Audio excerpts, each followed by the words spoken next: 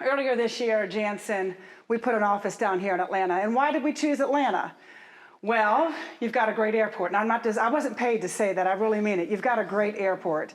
When we think about the clients that we serve and the location that we needed to be, Atlanta just made sense. When we came to Atlanta, we didn't have a client in Atlanta, but we knew that God was calling us to Atlanta to start our next office.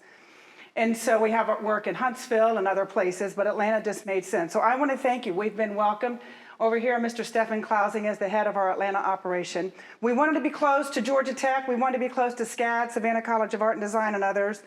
Because out of our Atlanta office, our amazing team that we're building down here is focused on our facilities modernization and our workplace transformation. Fancy term for saying, let's reimagine your space and let's tell a story.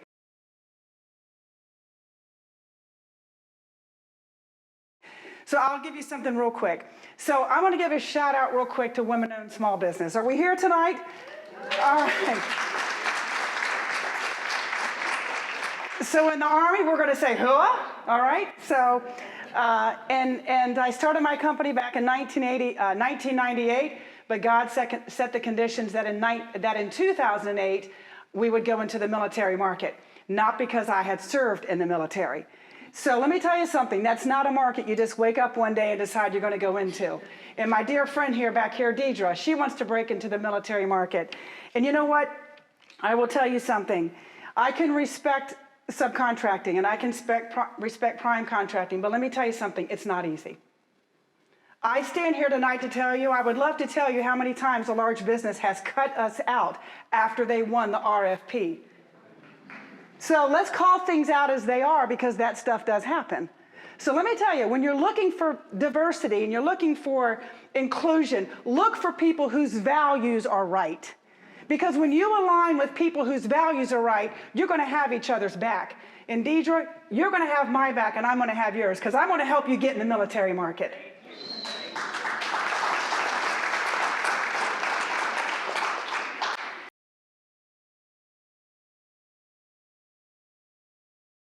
So let me tell you, it's been my sincere honor and privilege to own this company, but you're only as good as your team. And let me tell you, when you're looking for fit, because belonging is all about fit, right? And the reason I believe that Janssen has been such a great fit within the military market is because we believe their values. We have a passion for the mission. And that starts with me and it runs all the way down. Something else that starts with me and runs all the way down is that Janssen is a woman-owned and managed small business. I get really upset when I see a woman-owned small business and she's nowhere to be found. So it's important that we hold on. And if you're the female, run that company and run it well.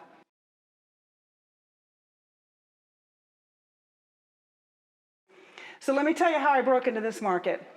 The gentleman who said tonight, sir, thank you, your emphasis on mentors. Find you a mentor. I agree with that. Listen to them. Let them drag you around and talk to them and let them introduce you to their battle buddies. And most importantly, follow through on the commitment that you made at the time of the sale. So I'll just close by sharing this. Our first big military account came at a small place out in the middle of nowhere, Utah called Tooele Army Depot. I'm like, I've skied in Salt Lake for years and never heard of this place. But you know, we went out there and we were going up against some big companies, but the commander loved our passion. You can figure out where that comes from. She loved what we brought to the fight. We won that contract. She then gets promoted to a position at a 4-star command. So when an opportunity came up, she called her friend. She said, I believe y'all can do this. And here's what they asked, can you brand our building? We'd never done that before. Can we see? I thank God they didn't ask if they could see our past performance because we didn't have any. No, wouldn't have that. So they asked, now the Corps had just finished building the building. It's a 144,000 square foot building. And so I fly down to Huntsville and I go, can I see the building? And, oh yeah, we want to make sure you all can do this. And of course you have to act like you can do it. Oh yeah, we can do it. Absolutely we can do it. Not a problem. And I didn't know how much money. I have no idea. So you know what? By walking around, let me tell you where you find out where your money is, Deidre. You find out the guy in the back, not the front guy. The front guy don't know how much he's got. You go to the guy in the back, how much money they got for this project. He told me the number. So when they asked me later, how much is it going to cost? I said the number that the guy told me. And you know what? We made it work.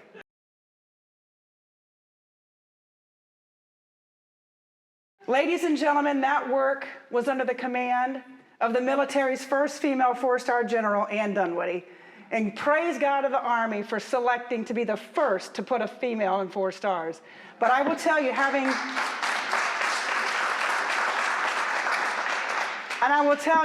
worked for her command and under the time she was there at AMC, that lady made it to the top, not because she was a female, it's because she was a great leader and she was a soldier. And that's what did it. And I think we need to remember, fall back on your skill and do your job and do it well. And General Dunwoody still to this day is a very good friend.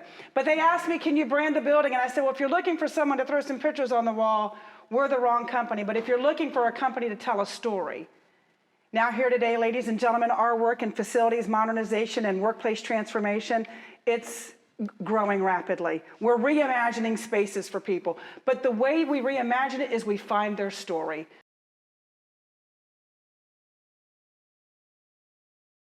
I'll tell you this great story, and I'm going to wrap it up. So, you know, when you serve the military, especially at 4 stars, they have quite an entourage, right? So I'm told we got to brief her, and, you know, we had the date, and I get a phone call, hey, she wants the date moved up by 2 weeks. I'm like, 2 weeks? And, you know, they're like, okay, we'll be ready. So we're working like 18 hours a day, and I'm flying back and forth every week, not from Dulles to Atlanta, but from there to Huntsville International Airport. And so the night before the briefing, I have to brief her deputy chief of staff. And he's a little shorter than I am, so I had a privilege standing over him.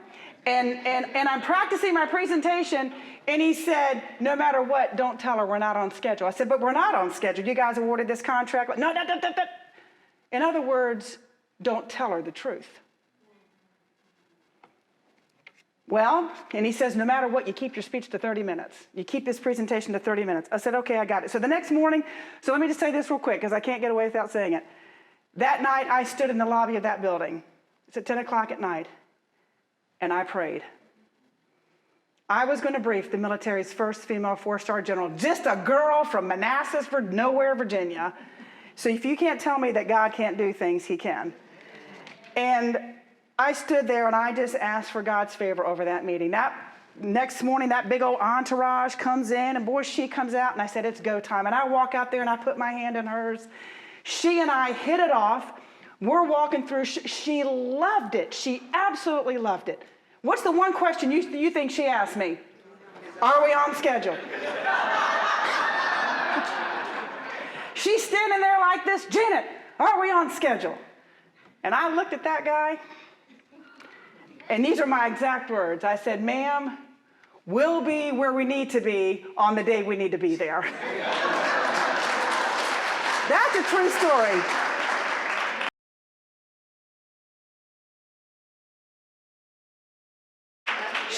She reached into her pocket, and all the green suiters are, oh, you know, what is she going to do? And she reached out, and she handed me, when she was really handing Stefan and our entire team, her 4-star coin of excellence. No contractor is supposed to get one of those.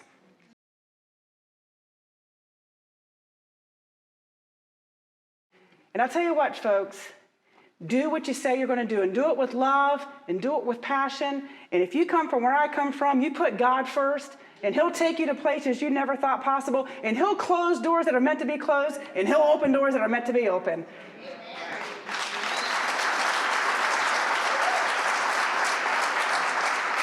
So I want to close by saying this. I believe we need to drive demand for equity and fairness. One thing I love about Georgia is you got over 14,000 churches, unlike Vermont, who's got 600.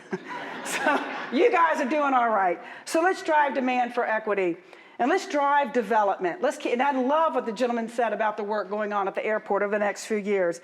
And let's drive dependency on our God. I want to quote one person. He's a native of your state here, Dr. Kenneth Boa. I don't know if any of you know him. He's an author and theologian. He says this, I quote, "The responsibilities and pressures of this world clamor for our attention and tend to squeeze our inner lives and starve our souls. But let there be a reminder that this life is but a brief pilgrimage designed to prepare us for eternity. Folks, the only thing with us is what we truly believe. And I believe for a time such as this, God has brought paths together. It is my honor for Jansen to have an office in Atlanta. I would love the opportunity to work together, but I will tell you this, the mission must come first. And we have a great mission right now. So regardless of the pandemics, regardless of economic crises, the mission must go on. Thank you.